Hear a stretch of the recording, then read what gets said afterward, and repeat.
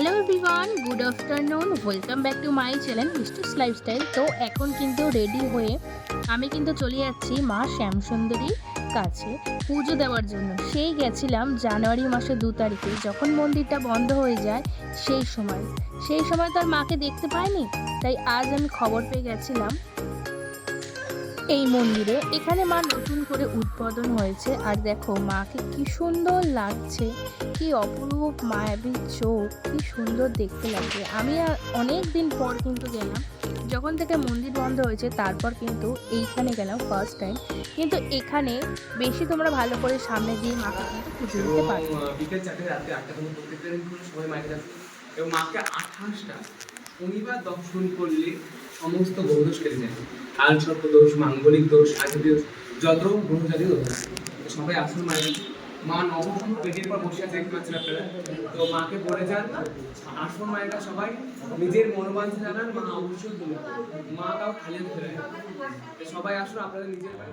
এখানে পুজো দিয়ে ধূপকাঠি মোমবাতি জ্বালিয়ে মহাদেবকে পুজো দেওয়ার পরে আমরা কিন্তু ভিতরে আবার চলে গেলাম এবং আমরা কিন্তু দাঁড়িয়েছিলাম মায়ের সন্ধ্যা আরতি দেখার জন্য।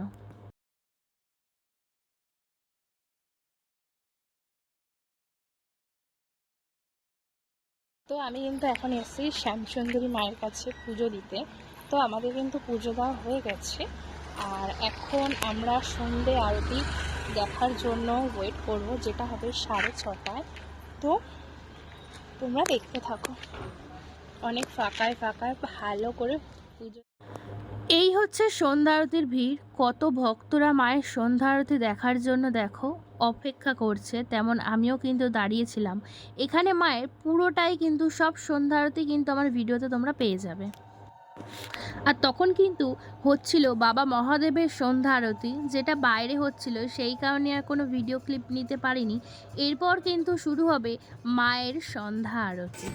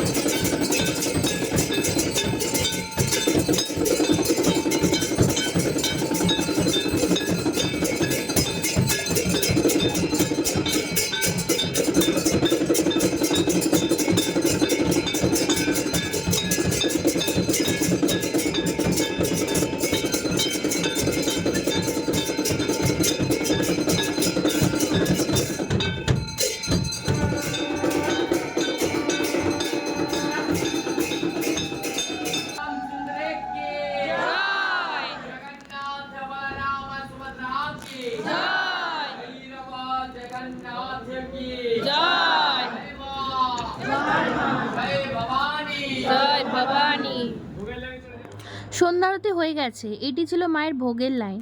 আমরা ভোগ নিইনি, দুবেলাতেই কিন্তু এখানে ভোগ দেওয়া হয়। তো চলো, আমার ভিডিওটা এইটুকুই। ভালো লাগলে লাইক, কমেন্ট, শেয়ার, সাবস্ক্রাইব করে দিও। তো চলো, বাই।